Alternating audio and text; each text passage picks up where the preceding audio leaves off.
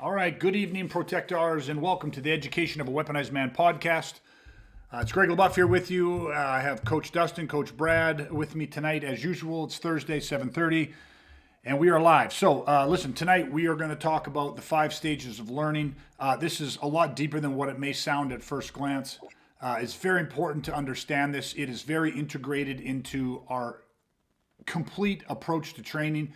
And anybody that listens to this, you're going to get some valuable takeaways, and it's something that you're going to be able to immediately apply to your own training, or at least it's going to help you understand the weaponizing process on a much deeper level and how we actually prepare for violence and how we do that for anybody, meaning that you do not have to be the greatest athlete in the world, the biggest, the strongest, the fastest. Doesn't matter what your age is. This is the 5 stages of learning, and understanding this is absolute game changer. So we're going to cut to our intro back in 30 seconds, and we're going to dive deep. Okay, so stick with us. Every family from violent criminal assault, and how for the past 30 years I've been helping good people just like you do the same. Welcome to the Education of a Weaponized Man podcast. All right, we're back.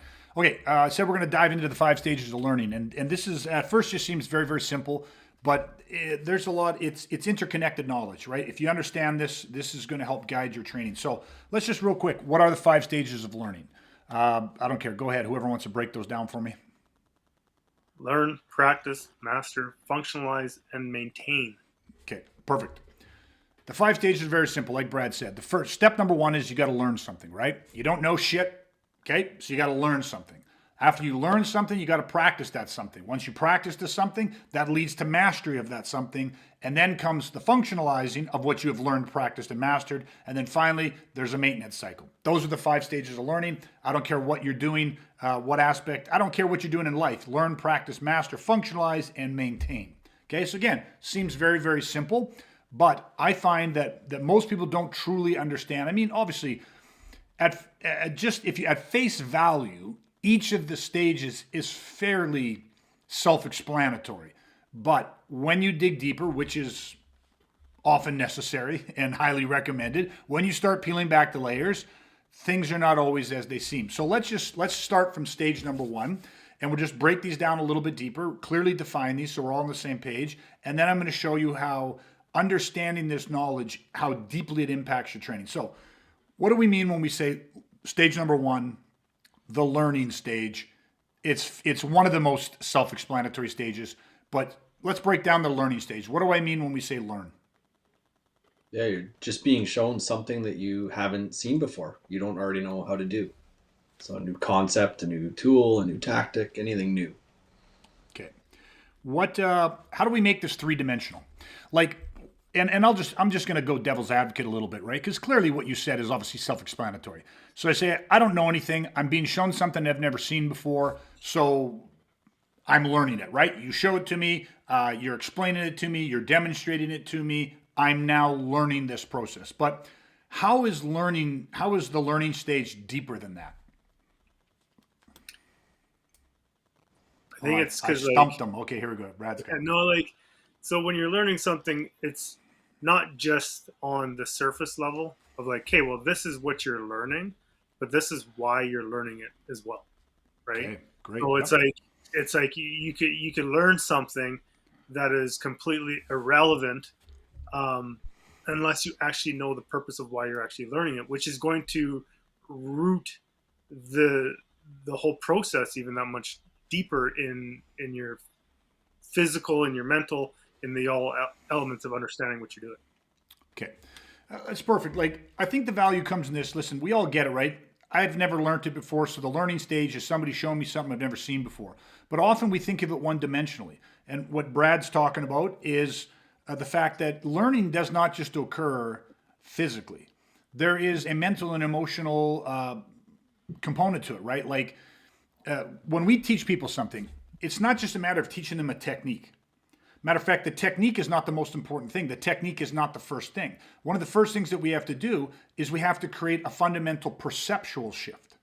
You have to change somebody's, potentially at certain times with certain people, you got to change their self-image. You got to change their perception. You got to attack or challenge core beliefs that they have, or just even opinions that they have. But you got to get them on the subconscious level where all of the paradigms that they have gathered up until that point when they begin learning something, you have to challenge the paradigms, right? Does this kind of make sense? You see, it's like when we talk about the 5 stages of learning, what we talk about with the weaponizing process, what I specialize in, what our company specializes in is taking people from 0 to formidable. That's step number 1, 0 to formidable, meaning they have no experience in this. Okay, or very limited experience in this. And you're taking them from 0 to formidable. Now, why is it, let me just expand on. There are people that have some experience. They have, I've trained in martial arts, I have a black belt in a different art, or I've done 5 years of this, 7 years of this, I have this background training, that background training. Well, those people often are in a very different spot. Now, I'm not saying that they're necessarily further up the road. They have certain training, maybe it's in combative sports, or maybe it's in traditional martial arts, and that training actually doesn't necessarily, it's like, this would be an analogy that Dustin would probably use because he's our analogy guy, our resident analogy guy. But university, right? If I went and took, I've got 4 years of university, but then I decide to go and become a fucking doctor or something, right? Well, if I have 4 years and a business degree, how much of my 4 years of schooling is going to transfer over and lend itself to becoming a doctor? Now, I don't know the exact numbers of that, but I would assume that a lot of it is non-transferable skill. So just because somebody has experience doesn't mean that it all translates over. But somebody goes, yeah, but I've got 7 years of martial arts experience. I've got, 10 years, I got 5 years, whatever it is. They actually can, in a lot of ways, be further away. So you're not taking that person necessarily from 0, even though they might be closer to 0 than they think they are, right? But they don't perceive it that way. And what happens is you potentially have to do a lot of deprogramming. Okay, so the biggest thing for me now is that when you talk about learning, you have to take into consideration where the person is at. So a guy can say, listen, I've never done anything in the combative arts, in the martial arts. I have 0 experience in this. Okay, but you do have life experience. You do have paradigms and perceptions of what you believe self-defense is, or what personal protection is, or what the tool of violence is. On all levels. You have a perception, a paradigm of the type of person that you think is actually capable of defending themselves. You have a belief pattern about what you believe you wouldn't do, or what is legal and not legal. You have all of these different paradigms. So our goal, and what I'm getting, the learning stage, we specialize in taking people from 0, who have no experience in this, and moving them to formidable in the most expedient manner possible. But this is 0 to formidable versus mid-range to tactical, someone with a bunch of experience. You get a guy that comes out of the military that has some higher level tier 1 operator experience, and they understand violence, and they understand the mechanisms behind the tool of violence, and they have exposure to this and experience with this and stuff like that. They have a predisposition to this stuff. That is very different to take them from formidable to tactical. It's a lot lighter lifting. The 0 to formidable, the learn stage, is the heaviest lifting. And this circles back to why I want you to understand that the learn, out of the 5 stages of learning, learn, practice, master, functionalize, and maintain, the learn, step 1, phase 1, is some of the heaviest lifting. And why is that? Because not only do they know nothing physically, but their perceptions, their belief systems, all of these things are all at 0. You have to change them physically, mentally, emotionally, and spiritually.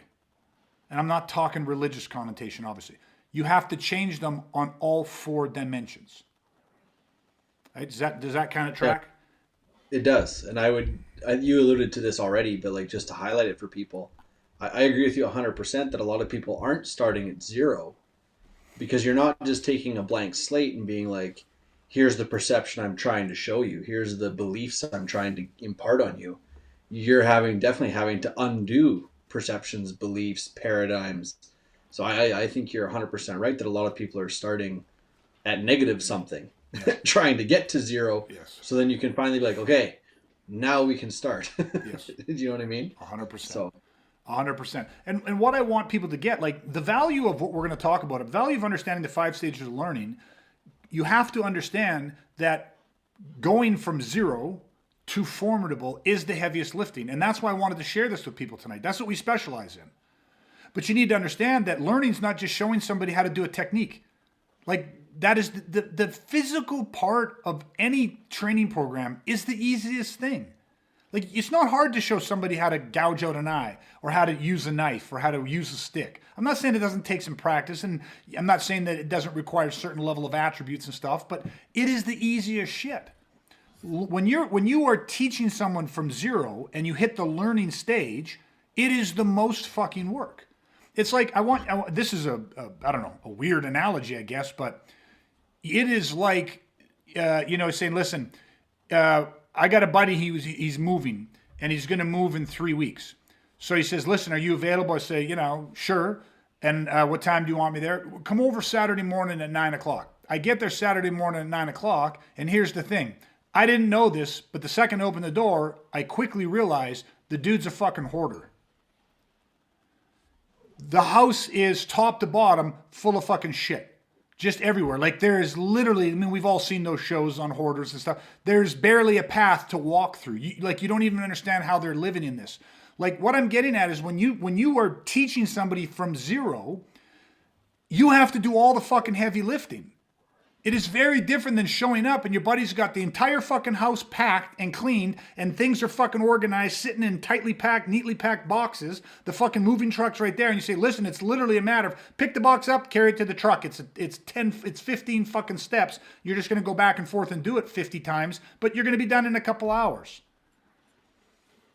It's a funny analogy, but very few people understand the work that goes in on the front end.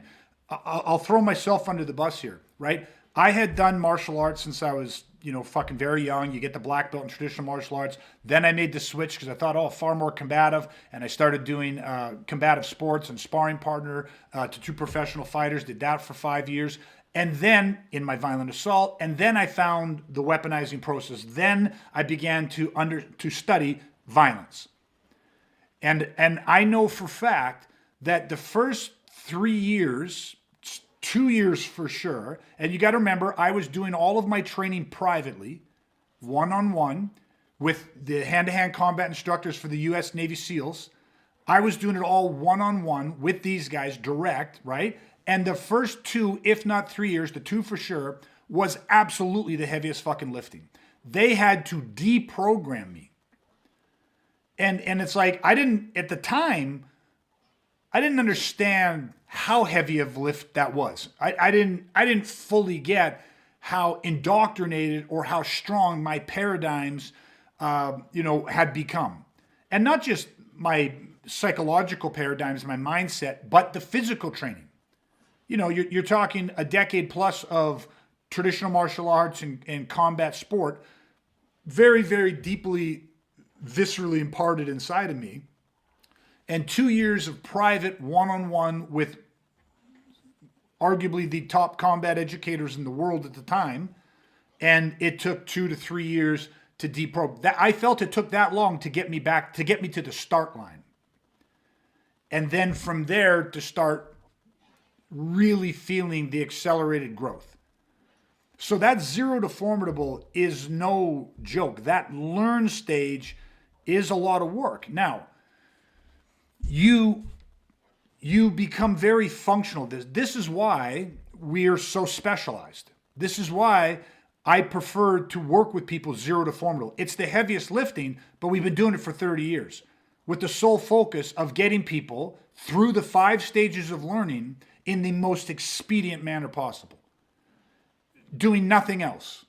Just getting people from 0 to formidable for 30 fucking years. You need to go to a specialist so that you don't have to do what I did. You don't have to go through 3 years of fucking heavy lifting.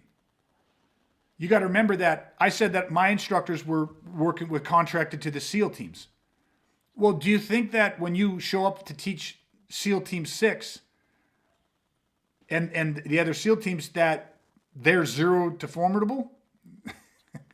They're not at ground zero. You're working with highly evolved combat specialists. And so teaching them is very, very different than teaching the public. And when I was training with my instructors, were like, we're not even really teaching the public. I got very lucky on how I even got in with these guys. And yet I was like the first civilian or public person they'd taught in a long time. And so their system was not geared for the zero to get to the formidable. They were not set up for the learn. Now they could do it, but that's why it took longer. Because they were specialized in taking people from formidable to tactical, or people that were already tactical and taking them to surgical, whatever level you want to look at how they were operating. Okay, so the learn phase is physical, mental, emotional, and spiritual, and you need to specialize in that so that you're not wasting time. So let's move to the second phase. What's the second phase after the learn phase? Practice. So break down the practices. What's the difference between learning and practicing?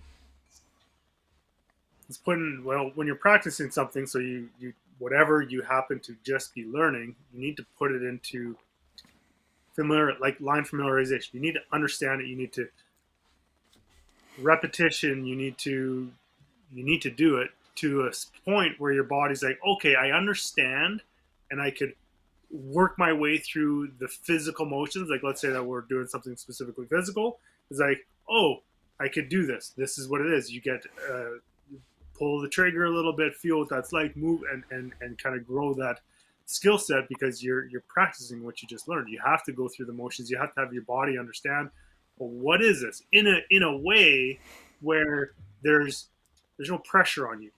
You know, like you're not going from learn to, you know, all of a sudden you're in a scenario. It's like, no, you need to familiarize yourself with what you actually just learned. Okay, Dustin, you want to add something in on that?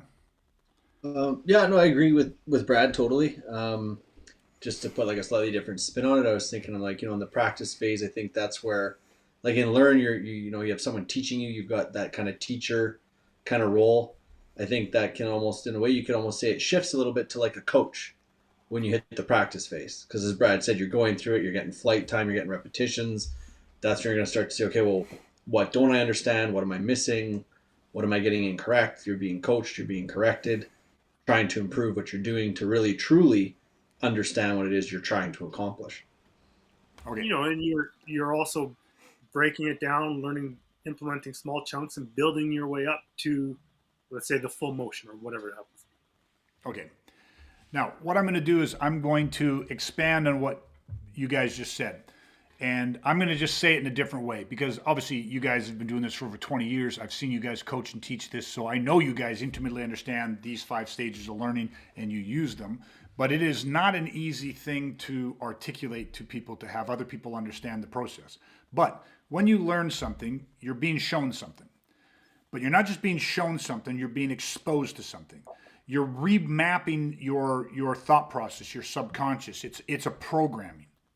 Again, that's the word that I like with it. I try to always break things down to very simple. The learning stage is a programming stage. You're not just being shown something you've never seen before. You're being programmed. You're having a new software uploaded, physically, mentally, emotionally, and spiritually.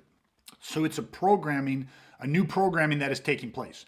When you go to practice, everything that Dustin and Brad said is 100% true. Some of the key words: flight time. Okay, Brad talked about repping something out, but he also, well, each of you kind of did. You were started to venture into articulating. It's not just standing there and repping it out. It's not, it's like there's a way to do it. And so what I'm going to interject right here, and I want you guys to expand this. How important is it when we practice that practice is linked to stimulus? Yeah. I knew right away where you were headed for. And I think I knew you would, yeah. Missing word you were looking for was like, it's the conditioning phase. You know, you said programming, which is, I guess another word for conditioning, but, yeah. Through both classical and operant conditioning, That's what you're doing. It's, in operant conditioning, stimulus response, stimulus response, stimulus response, which we were alluding to with like flight time and stuff. But yeah, to be more specific, you're absolutely conditioning responses to certain stimulus. Yep. Brad, do you want to throw something in on that? Or no? Yeah, the only thing that is that, when you think about the 5 stages of learning, that by linking the practice phase, the conditioning, to a stimulus makes, and I think this is kind of why we're talking, the front end is the hardest thing, right? Learning is the hardest. And we practice. The practice is linked to a stimulus. Now, as we move down the line to master, functionalize, maintain, is like you're already building, you're already kind of putting in some of that legwork in the right way, so that when you go to master and functionalize, it's still linked. You're not trying to say, okay, we're going to learn something this way, but then when we actually go to apply it, you have to apply it because of this. So on the front end, in the practicing stage, it's like we're applying, we're doing it, we're learning, we're practicing because of this right away. So we're not trying to be like, oh, now we got to do it because this is the stimulus in front of you, right? You do it all the way along, which makes the lift, the further on you get down the process, the lighter and lighter the lifting becomes. Yes.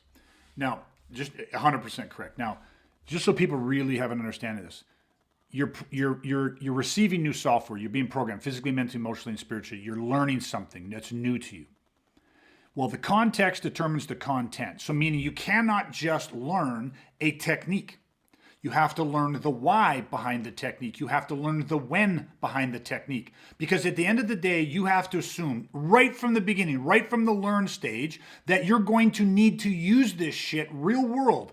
Life and death shit. You're going to need to use this stuff, life and death, under fucking pressure, with imperfect information, with only fractions of seconds to make life and death decisions. So when you learn it, you are being programmed, right? Physically, mentally, emotionally, and spiritually. Because you can't just have the physical technique and the physical attributes. You got to have the fucking mindset, the core beliefs. You got to have the right perceptional. You got to develop that educated eye. All of this is happening. Well, the second you start that learning and you're being programmed, you right away at the beginning, you start integrating into practice. Well, what's the point of practice? Again, someone shows you an eye gouge, or someone shows you how to do a slash with a knife, or how to do an arm bar. When do you do this shit? Who cares if you get fucking world class at, I slash with a knife and I cut through fucking 10 5-inch manila ropes. My slash is so hard. But you're not fighting a manila rope. So you need the stimulus of what's the stimulus? What's the threat cue? What's the stimulus that tells you to fucking slash? To slash at that angle or to stab at that angle? Like, what do you do? Do I eye shot or do I eye gouge? Do I fucking headbutt or do I fucking, suppress? What do I do? So if you think about this, way back in the day when they were fucking loading muskets, they had soldiers shooting at fucking giant round targets with the bullseye in the middle. And they'd load the musket, aim the rifle, pull the trigger, shoot, reload, re-aim, shoot, right? Just over and over and over again. But that wasn't a stimulus. That was just repetition. They thought if you get a soldier to shoot his firearm, to shoot that rifle 1,000 times, 5,000 times, then in combat, he will load the gun, aim the gun, pull the trigger, shoot and hit something. Because we're working like it's accuracy, right? But they figured shit out. That shit didn't work. It was very fucking inefficient. But then of course, we're jumping over the years, but what was the evolution? Well, now it's like, okay, well, what if you have a man-shaped silhouette? Maybe it's a paper target. Then paper targets became 3D targets, three-dimensional targets. And they had uniforms and they had skin tone and you could put them on automated things and they could move around. And so you could create different stimulus that modeled, right, that more directly modeled combat conditions. So, you could do simunition, scenarios and stuff. Now, you didn't have to do this full fucking out. Like, you didn't have to put someone in a full scenario when they're practicing, but you still need to have a stimulus. And the more realistic the stimulus, although you can control the speed and you can control the intensity, and both of those should be dialed down. But you should not stand there and practice while dissecting a corpse.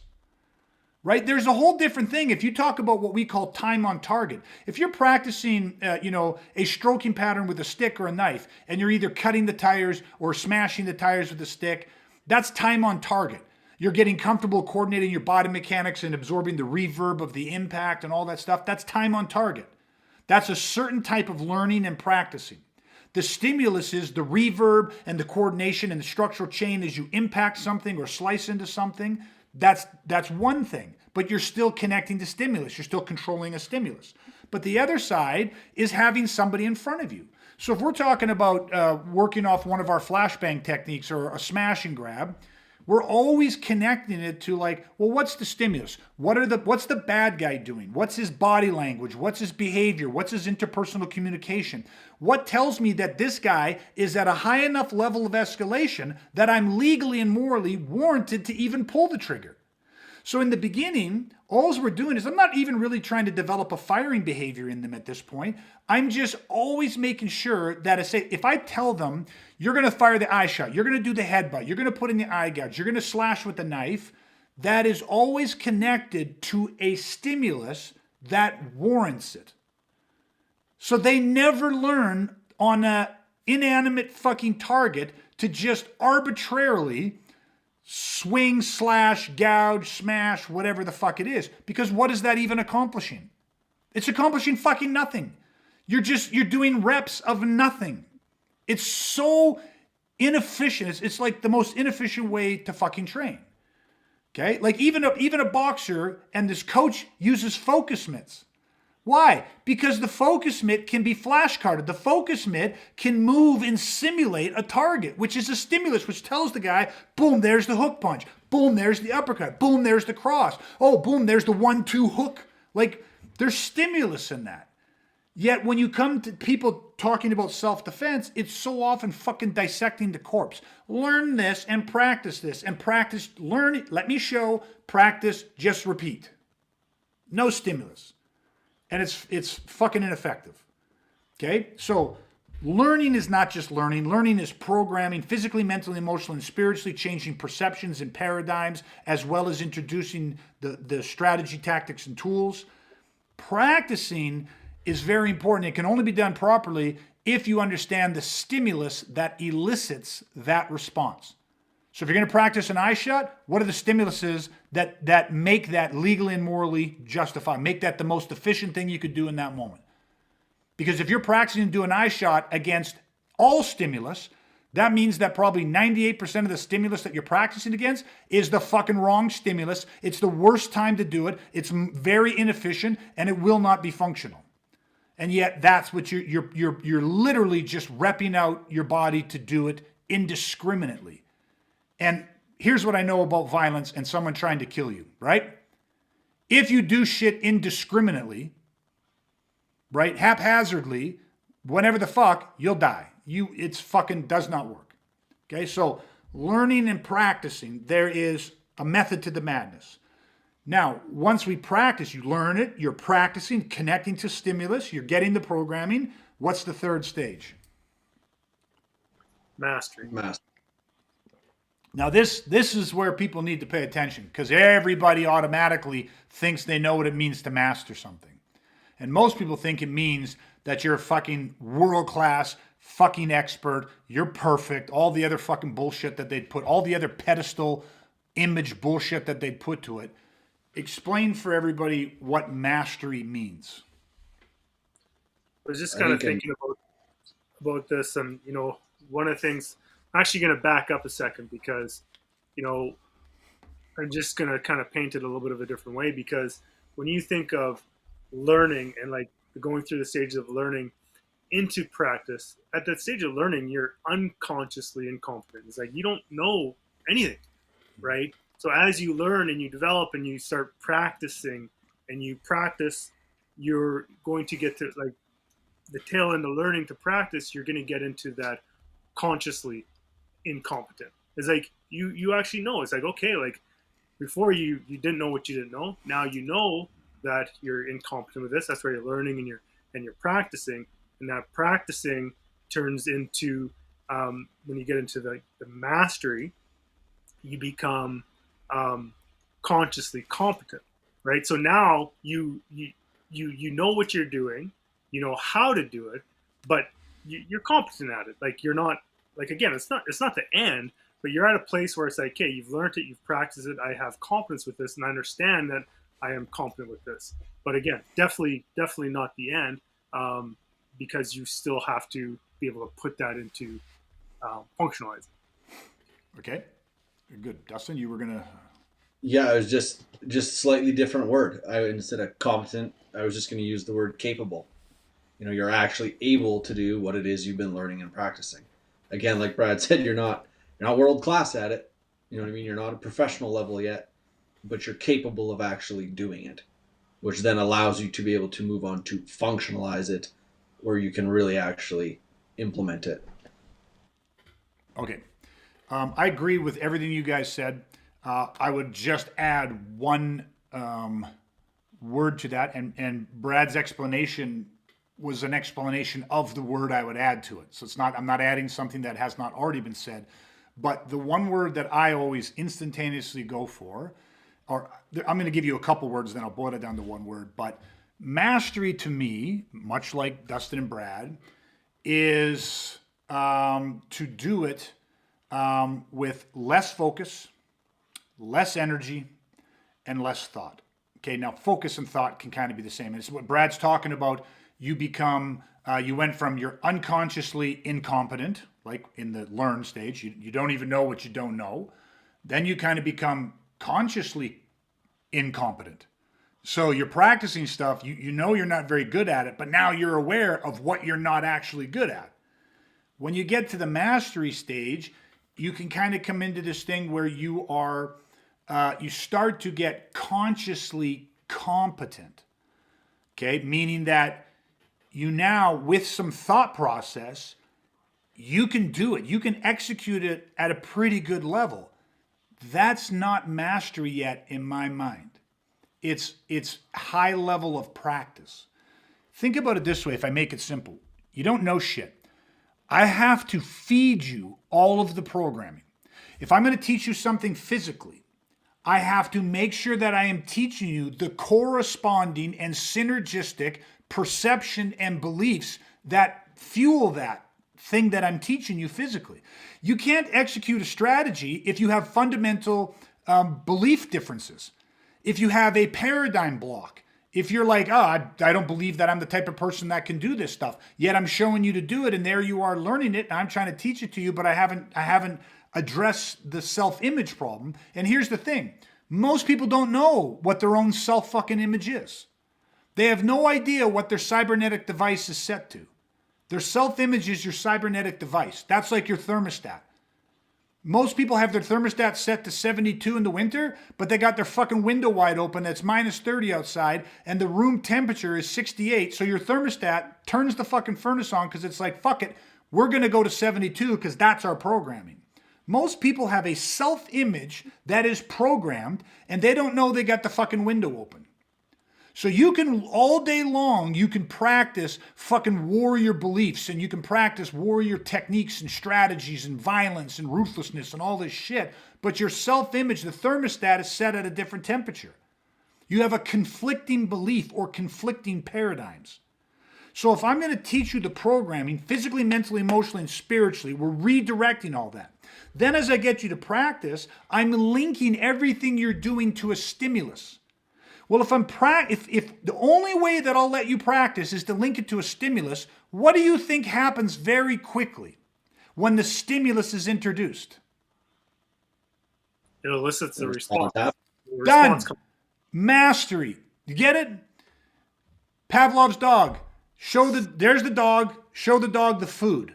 The dog starts salivating because he's like, oh, fuck yeah, food, I'm hungry. Take the food away. Every day, same time. Show him the food, he salivates. Show him the food, he salivates. But then what you start doing is you show him the food and you ring the little bell.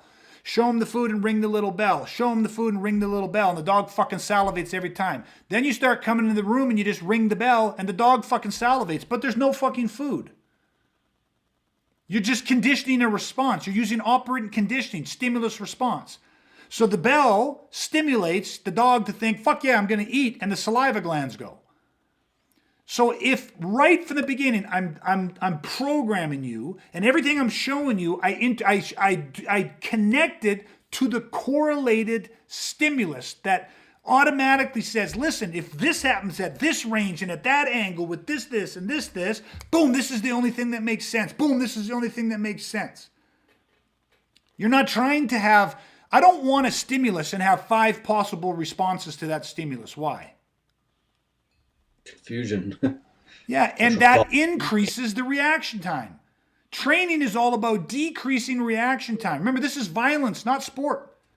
Decrease the reaction time. Fractions of seconds and millimeters is the difference between living and dying. Stimulus, fucking one brutally efficient response applied with absolute conviction is what'll save your life. So stimulus response. So when you have the stimulus, and every time we practice, it's linked to a stimulus. How long before the bell and the food, and just all of a sudden the bell, how long till you start salivating every time you hear the bell? Years? No, not years. Months? No, not months. Weeks? Yes. Weeks, that's it. Right? Just a few weeks, and you can build you can anchor or solidify the connection to that stimulus. What's the one thing I tell everybody that I train, and you guys do it too? What's the one part of the human anatomy that I don't trust when it comes to saving life? Say it again. Brain. The brain. I don't trust their fucking brain. If their brain activates, I mean, up until a certain point, but when you're going from 0 to formidable, if their brain activates in a violent situation, they will fuck themselves up. They will overthink it. They will logically trying to rationalize their response to something that has nothing to do with rationalization and logic. It's fucking wild brain survival. I bypass their fucking brain because their brain has not been educated enough yet. They don't have enough experience. They haven't even got to formidable yet. So in the process of going from 0 to formidable, I don't trust your fucking brain. So yes, I'm teaching you this stuff, right? I'm reprogramming your mindset. I'm reprogramming your beliefs, which helps reshape your perceptions. I'm changing the lens with which you view the world, but I am not worried at all about educating your intellectual brain to know this shit. I'm not testing you for a fucking belt. I'm training you to fucking survive when someone's trying to murder you. So I don't trust your brain. So when you're practicing, I'm linking a stimulus to the response that I want, the most brutal efficient response that I want to come out of you, stimulus response. That bypasses your brain. I'm viscerally imparting it inside of you. Okay? So what happens is, all of a sudden, in a matter of weeks, the guy comes in and he's just standing there and we're talking, class has not started yet, and all of a sudden, boom, I explode and I launch at him with a stimulus or a couple different stimuluses. I use forward pressure, I swing a knife, I shoot a body tackle, whatever the fuck it is I do. I pull a gun out, I pull the knife out, I hit him with the blitz. I don't fucking care what the stimulus is. But a matter of a few weeks in, now listen, I go at him with the stimulus, I introduce it randomly and unexpectedly. And what happens? What comes out? Response. Yeah, the motherfucker salivates. I ring the bell and he salivates. Now, in the beginning, how hard did he salivate? Oh, that motherfucker was like, his mouth was fucking dripping like he hasn't eaten in a year. That response was fucking intense and powerful. Welcome to mastery. Was it perfect? No. But who the fuck is trying to go for perfection? No one's trying to go for fucking perfection. Because in the beginning, 0 to formidable, the last thing you should give a fuck about is perfection. The last thing I give a fuck about is form. Form doesn't save lives, function saves lives. So when the mastery level is not perfection. It is not saying, oh, look at me. I'm a world-class athlete. I look like a boxer that's been training for 50 fucking years. Well, no, you fucking don't. And you don't fucking need to. Like, shake your head and wake the fuck up. It's violence we're training for. Time fucking matters. These 5 stages of learning need to be done in an expedient fucking manner. If you have to take 8 years, that's why I never understand the black belt thing. Why? I mean, I get it for its purpose in business. How long did it take to get the black belt? No, 10, 12, 15 years, if it's legitimate. Who the fuck's got 10, 12, 15 years before you might get attacked? Like, what the fuck is that? That's so fucking backwards from anything functional. That's so fucking backwards from anything that has to involve war, like life and death bullshit. Function first. If you can't get somebody from 0 to formidable we do it in 16 fucking hours. 16 one-on-one focused fucking hours. The weaponized 16 lays the foundation. We go through all 5 stages of this in 16 hours. Okay? You like analogy What's so that? much. You like analogies so much. I'll throw one out there. How many countries train their military and can't wait? 10, 12 years we'll have this guy in operation on the field. Like, here we go. Yeah. Just a quick decade and this guy will be ready. Just a quick decade.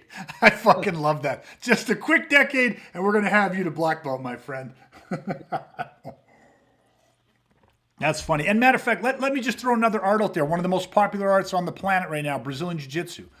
Well, the Gracie Jiu-Jitsu was originally predicated off their combative belt, their combative series. 36 lessons. 36 lessons. And at the end of that, they as far as their art is concerned, you have all of the functional street defense for a fight. Now, jiu-jitsu is great in a fight, one-on-one, agreed upon, but 36 lessons, 36 things that you have to learn. That's it. Most people, anyone that's dedicated, and in the Gracies originally in Brazil, you did that the first 36, you learned them privately, one-on-one. There was no group class. There was no jiu-jitsu rolling against other jiu-jitsu players. It was one-on-one to teach you the 36 moves you needed to know to be able to fight and beat bigger, stronger people in a street fight.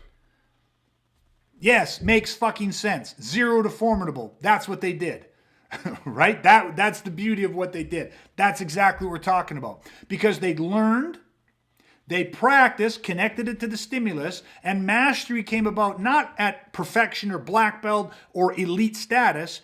Mastery came about whenever the stimulus was introduced and the response fired, subconsciously fired, bypassed the brain. Stimulus response. And that's what we're doing. Now, the next step, that's the 3rd stage, right? The 4th stage is what? Functionalize. Now, functionalizing is the fucking granddaddy. It is what we're driving towards from day one. Learn it, practice it, master it, and then you can functionalize it. You cannot learn and functionalize. You cannot learn, practice, and functionalize. You cannot learn, practice. Well, you can actually learn, practice, master, and then you can functionalize it. But you got to follow the 3 steps. Most people stop at mastery because they're doing the opposite of what we just said. They're literally saying, you got to work this now, rep this out, put in the 7, 8, 9, 10 years to gain technical mastery, technical perfection. And that's fucking stupid. If you're under the time constraints and the threat of fucking life and death.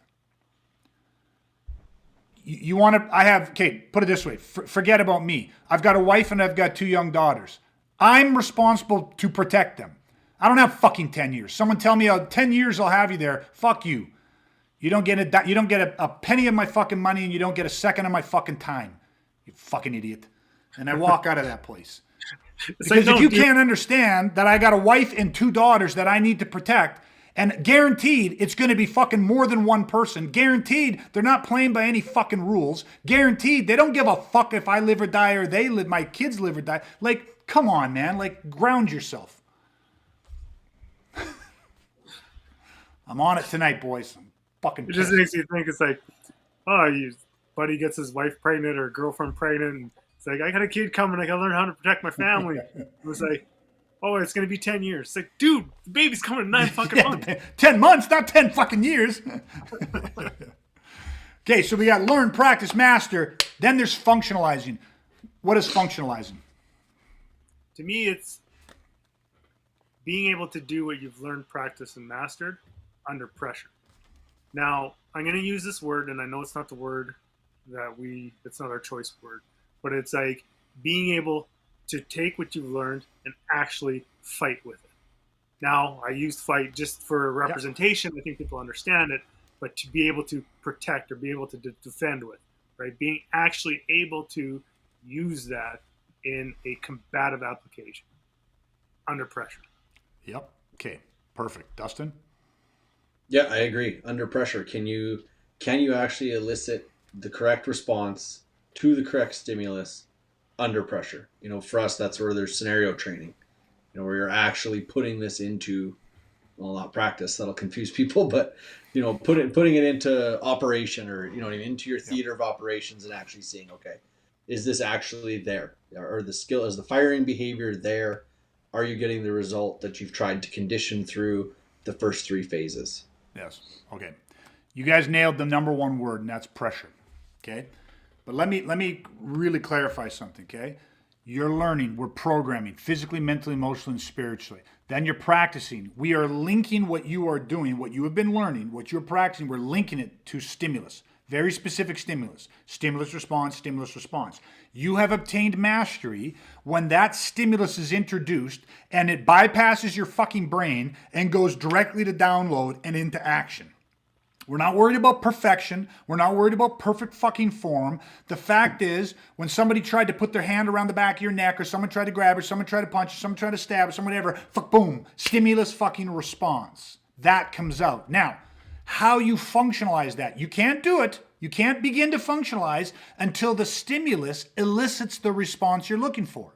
You can't functionalize if you ring the bell and the dog doesn't fucking salivate. The dog has not built the neuroassociation.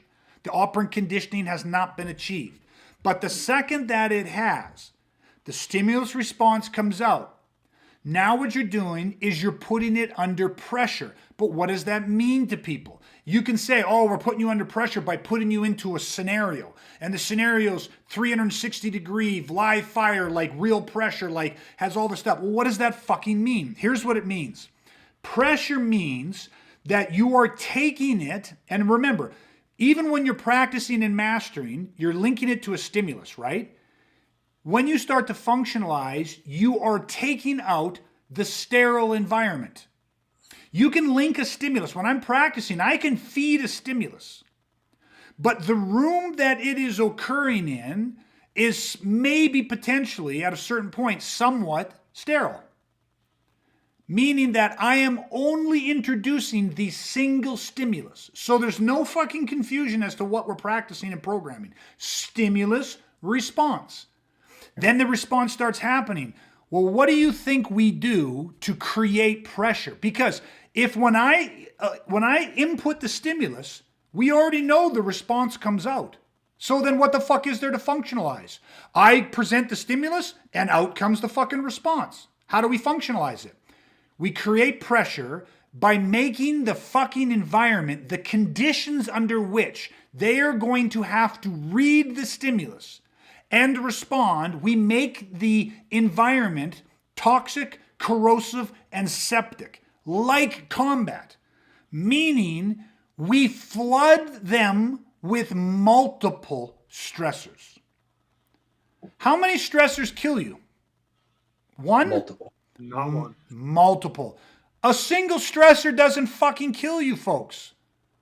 Even two stressors probably won't fucking kill you. But when you start getting 3, 4, 10, 12 fucking stressors whirling around you, that can fucking kill you. Why?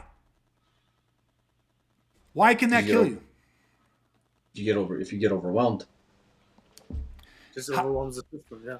You get fucking over. Now listen, 10 stimulus. 9 of the stimulus are fucking non-threat stimulus. 1 stimulus is the threat. Only one, a singular stimulus that actually has the potential to damage you. That's what you have to respond to. But how dangerous are the 9 other stimulus, even though there's no threat to them? How dangerous can they be to us? Super dangerous, because that's what's going to potentially cause a person to miss the one and only stressor that actually matters. And if you miss that, perfect. dead. Perfect. Give me an example. Give me an example. You guys have seen literally hundreds of scenarios that we've run over the years. Paint a picture for me. Well, I think some of the stimulus that are often thought of as critical, which often aren't, are things like the volume of noise around you, whether that's people or background noise or whatever. But the louder things get, the more people think like, "Oh my God, what is that? What's going to happen?" It's like it's just sound, it's just noise. That's not going to kill you, but it can start to overwhelm you and make you miss something else. Light, low light, that freaks people out because they feel like they can't see things properly. They might miss something. So that's one that freaks people out. Movement, people moving and all these sorts of things, and it's like, I think really to tie in, it's like if you don't understand how to properly identify the threats, then everything's a threat. And that's how you miss the one threat, because you think that everything's going to fucking kill you and it's not, right? And, that's a whole other podcast about threat recognition and stuff like that, but like that's the importance of it. It's like, well, it's reading the sequencing of violence. And I'm standing there and I'm sitting and the place happens to be crowded and people are celebrating a fucking hockey game. So you got tables of people and they're drinking and they're fucking loud. Or I'm walking down the street and I'm just trying to get home from work and you got 1,000 people on White Ave and they're all celebrating and jumping and all this stuff. They're running around and I hear all this screaming and all these people moving around and they're moving fast and people are high-fiving and yelling and screaming and shit like that. And I miss the one guy that is not yelling as loud, who walks up, got his hands in his fucking pocket. He's been staring at me for a fucking block, looking at me, trying to size me up. Maybe he wants to see if he wants my fucking iPhone or whatever the fuck he's doing. But you miss that. You miss that because there's all this other white noise happening. But the reticular activator in your brain doesn't know how to sensory gate the non-essential threats, the non-threat stuff, because you haven't been taught the sequencing. So yeah, you could identify this single stimulus and you have that built-in stimulus response, but you haven't learned how to wade through all of the fucking fog of war, the fucking mud in the water, to recognize this is a threat and this is a threat and this is a threat. And that's what I'm going to fucking deal with, and only that. And you learn to do that very fucking quickly. Why? Because when we go to functionalize, we start introducing multiple stressors. Some of those stressors are threats and some are not. And so very early on, learn, practice, master, we have already been not only introducing the single stimulus that we are building the response to, but we very early on add in some small sub-stressors without even telling the person. We change the lighting in the room a little bit. You add in different movement patterns. You add in different background noise or white noise.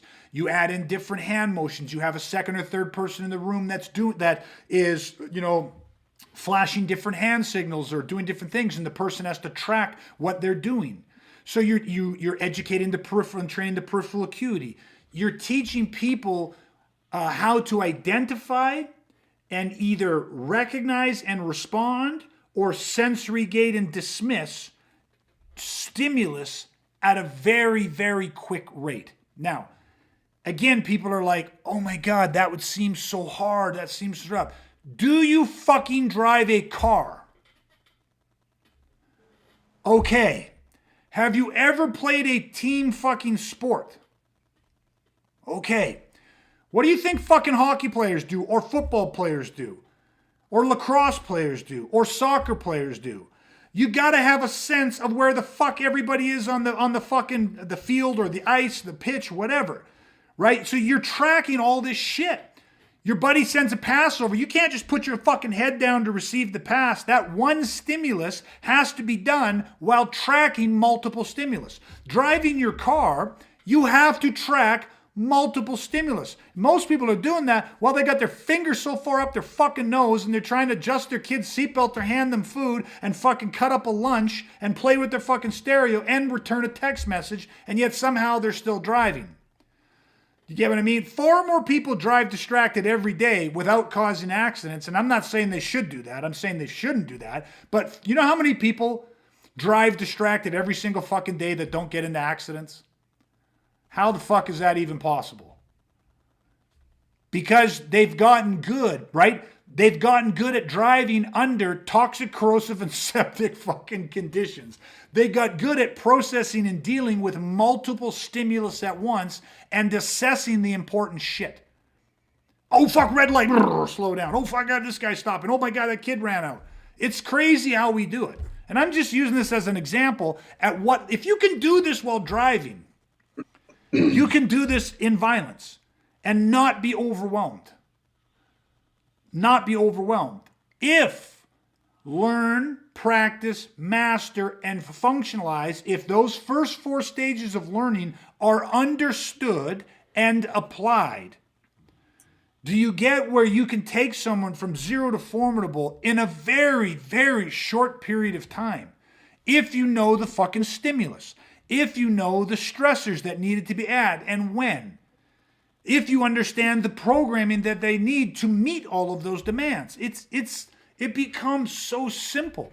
And I mean, I guess it's simple for us because for 30 fucking years, we've done nothing but master how to take somebody from 0 to formidable.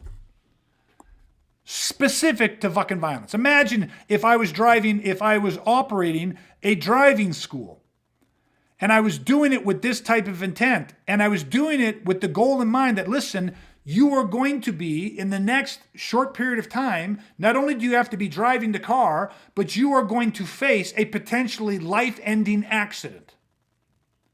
And the only way that you will survive that is if I teach you how to drive in a manner that you can handle the fucking stress of that critical fucking incident. Because I'll tell you one thing, it's not just going to be slipping on some ice and running into something and killing yourself. It's going to be multiple cars. It's going to be fucking pipes and loads off the back of truck beds breaking loose. It's going to be chaos and anarchy. It's going to be pedestrians. It's going to involve small children. It's going to be fucking crazy, intense hell.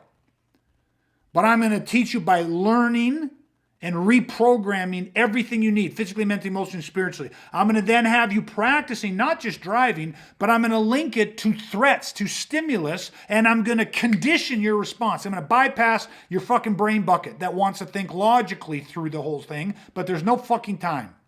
And then once I see that I've got those fucking stimulus coming out, when I elicit the stimulus, the response is coming out. When that response is there and it is solid, I'm going to functionalize you by putting you into driving situations where I, man, am going to fucking flood you with all kinds of stimulus. Some of it a threat, some of it not, and you're going to have to fucking thin slice on the fucking fly, imperfect information, fractions of seconds, making life and death decisions, and you're going to have to respond viscerally on the fucking spot. That's how you're going to come out of alive. That's how you're going to minimize loss of life. That's the goal here. And we're going to do that from A to Z in the most expedient manner fucking possible. Why? Because nothing else fucking matters. Right? And then what is the 5th and final stage? Maintain. Maintain. What does maintain mean? Because it's not what most people think. It's where you continue to work the process. Which means, continue to learn, continue to practice, continue to master, continue to functionalize. Going back, making everything, every single stage better, deeper levels of understanding, not just literally maintaining what you already learned. Yes. And trying to just keep it like status quo. That's not the goal. The goal is growth, improvement. Here's what I want people to walk away with. Our thing, right? Weaponizing. 0 to formidable. What are we talking about? Learn, practice, master, functionalize in the most expedient manner possible. For what purpose? To what end? To survive fucking violence. To survive a righteous, violent assault where you were outgunned, outmanned by bigger, stronger motherfuckers who have the intent to fucking destroy you and your family, and they want to catch you in a fucking blitz and wipe you off the face of this fucking earth. Learn, practice, master, and functionalize in the most expedient manner to not just survive, but to thrive under those conditions. That is the weaponized 16. It takes 16 fucking hours to build that foundation. Remember, I don't give a fuck about your brain. I'm bypassing your brain and I am viscerally conditioning you on the stimulus response side of it. Okay? That's 16 fucking hours. How do I know? Because I've been doing it for 3 fucking decades with thousands of fucking people from all walks of life and all ages and all skill level and all backgrounds. That's fucking easy as fucking getting out of bed in the morning and going and take a piss. It's fucking simple. I don't have to think about it. I just fucking do it. Okay? Then, when that is complete, you go to maintenance. Maintenance doesn't mean you're fucking done. Maintenance is, think about this. Time is our greatest gift. If you go from learn, practice, master, and functionalize in the first 16, the weaponized 16, build the foundation, when you make it to maintenance and that righteous fight hasn't come yet, that means tune the fuck up. Maintain your shit. Means grow. It means go back to the beginning and learn, practice, master, and functionalize the next fucking evolution of this shit. What's the next evolution? It gets harder. Why? Because you add more stressors, more complex stressors. You layer stressor on top of stressor, which demands a different strategy or different tactic or different tool or different mindset or different attributes. And then you take that chunk, learn, practice, master, functionalize, and then maintain, rinse and fucking repeat. So the beautiful thing about this is you guys have been training for over fucking 20 years. I've been doing it for fucking over 30 years now. And I can look back at my growth over 3 fucking decades, and I can see all of the little chunks of time where I have been learn, practice, master, functionalize, boom, made myself more bulletproof, more resilient. And then all of a sudden, what do? Right back to the drawing board. Learn, practice, master, functionalize. Hey, I got more time. I'm still fucking here breathing. Learn, practice, master, functionalize. Learn, practice, master, functionalize. There always is another level. There's no end to this. The thing I love from day one, nobody ever dangled the black belt in front of my face. Doesn't exist in this shit. Nobody ever dangled an end to this stuff. It doesn't exist. There was never, all it ever was learn, practice, master, functionalize, and tune the fuck up. Learn, practice, master, functionalize, and work up to the next challenge. Learn, practice, master, functionalize, and just every time that you get the gift of time and you have just finished the functionalizing cycle and become a better fucking warrior, a better protector, more fucking weaponized human being, then fucking go back, learn, practice, master, functionalize again. Always something to learn, always new stimulus to practice, always new shit to master, always new shit to functionalize. And sometimes you go back, and of course, it's all interconnected. So the very first stuff that I learned, like your first 16 hours, is core shit. It is in all the other shit that you're doing to varying degrees, but it is always there. So you're always taking that original stuff and you're changing who you are, and that makes that shit even fucking better. Now, have you guys experienced that, or what do you guys feel about when you reflect on it that way, your journey that way as it's broken into these chunks of constantly coming back to learn, then practice, master, then functionalize, and then you get pushed right back to learn again? Yeah, that's how it's always been. You know, I know we've made jokes in the past and we've talked about it. It's like, oh, the minute that you think that you're getting good, it's like, okay, well, we're changing it and we're doing it this way, and we're gonna take it from this way of handling things. Well, that essentially is going back to learn, practice, functionalize, or Master, learn, functionalize, master, and functionalize, and you're going back through the process, right? Because you got to a point that's like, okay, you guys are functional here. Yeah. This is good. Not perfect. Let's go back and let's keep growing. We don't need to sit here for an eternity because it's functional. So let's go back to learn, practice, master, and functional. Yeah, I think the standard, the bar is always being raised. The standard is always being lifted. So you're always trying to achieve that next level. 2 words I think Brad and I and everybody else who trains have heard probably more than anything else is "K now," meaning, yeah, perfect. You guys nailed it. That was perfect. K now, do this. You know what I mean? Yeah. And that's that bar getting pushed up every single time. Do you know what I mean? Like, yeah, you celebrate for 5 seconds. It's like, yeah, perfect. We got it. Okay, now next thing. What are we doing? Yeah, it's very unceremonious, right? Yeah, every time you come into a new training session, whether it's a couple hours, a couple days, whatever it is, that's the mindset you're coming in with. Is like that. Okay, now what? What's the next thing? What's the next? We talked about it a few weeks ago, Greg, about like that, or last week, I guess. about, always striving to be a professional loser, like just lose, lose, lose, lose, and lose.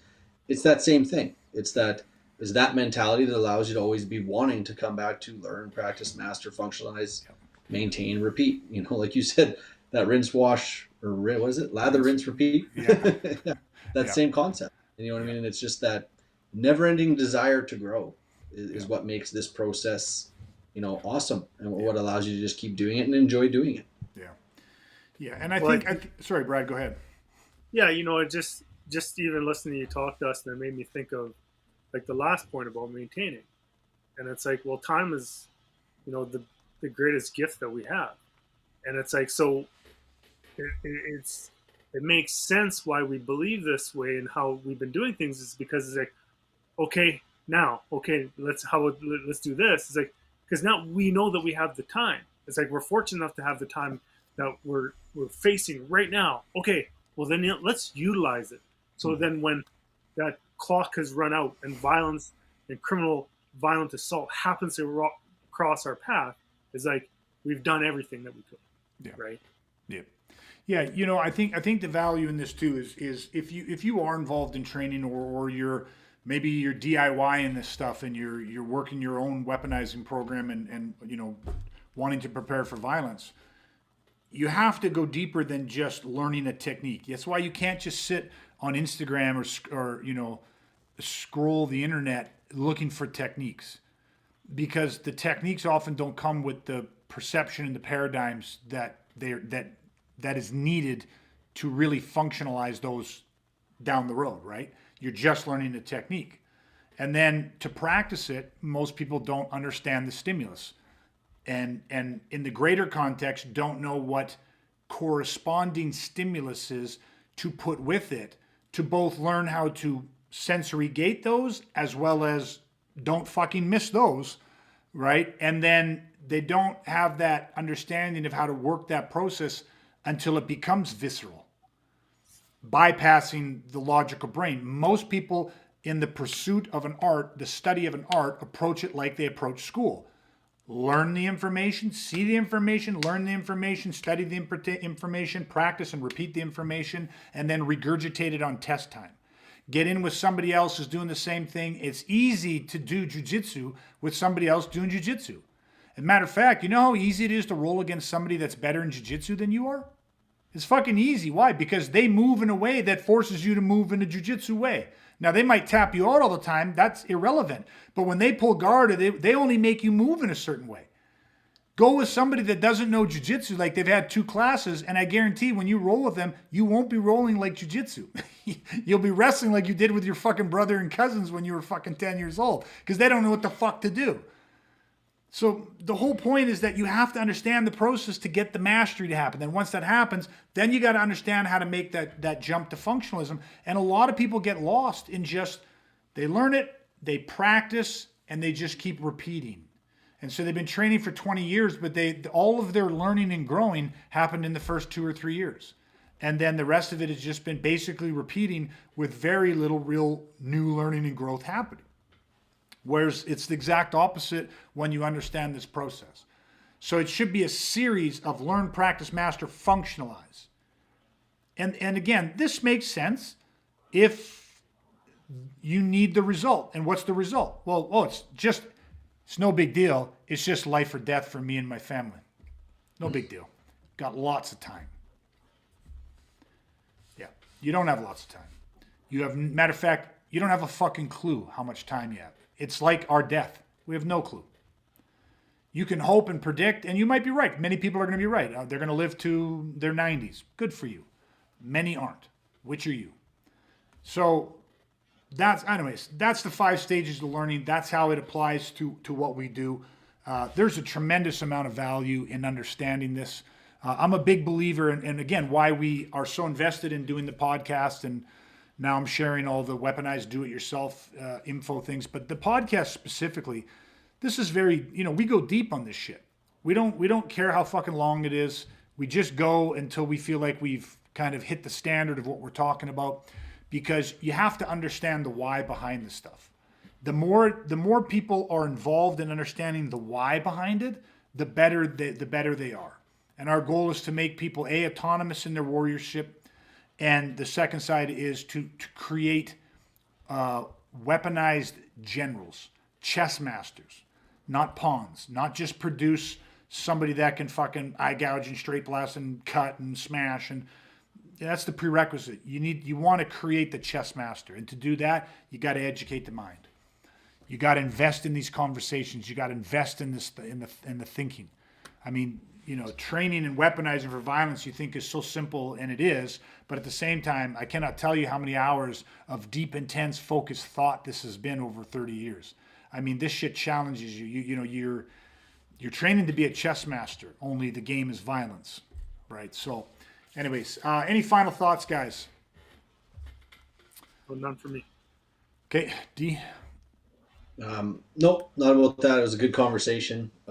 Great energy on your part. I guess Brad and I should have staged a little more for this one. Well, I'm sorry we didn't come in with quite the same energy. Yeah, well, I got a little. I had a private just before this, and so I was already kind of my energy and my mindset was set, and it was a great private before it. But I was fucking jacked up, to say the least. We were smashing and grabbing and avalanching and terminating, so I came in on a high here a little bit. So I had a leg up on you guys for that. But that was perfect. It was great. Okay, and by the way, come what may, love the shirt. One of our newest shirts. Love it. Love the shirt. Love the phrase. That's been one of ours for many years. So come what may.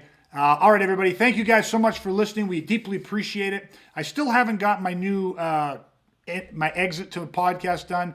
All it's going to be is really directing people to our website. We have 4, I call them the 4 big dominoes. Listen, I'm going to tell you something. If you are a man 30 plus with no experience and very limited time to train, there are 4 things that'll get you killed the quickest, right? The 4 big dominoes. And I'm for free, I'm offering free advanced training courses to solve these problems for you. It takes no more effort than you being able to sit and watch a fucking video and think about it and process and learn from that video. They're not difficult problems to solve, but you're not going to find this information anywhere else. You need to be proactive. Head to our website. It's down in the bottom right-hand corner of your screen, awakentheprotector.ca. Scroll down. You'll see free training courses. Click on it. All 4 courses are there. You can just click on it, sign up, and the courses are yours for a lifetime. You can take them and train them. So please, by all means, check those out. We're not selling anything on it. You're never going to have an offer to try to sell you some shit. It is just solving those problems, because our mission is to help weaponize more people in this world. And that is one of the ways that we're doing it. So thank you so much for listening. Appreciate it. Please like, share. Don't forget, follow us on YouTube. Follow us on Facebook. We have 4 a week DIYs. I'm sending out do-it-yourself videos. You can learn how to weaponize from the comfort of your own home, sharing all the insights that I use to go from the victim of a brutal attempted murder to mastering the tool of violence. All of that is there for you guys. Thank you, Coach Dustin, Coach Brad. As always, appreciate your time, your knowledge, your experience. Thanks for sharing. And that is it, everybody. Until next time, please stay safe, stay weaponized. We'll chat again soon, everybody.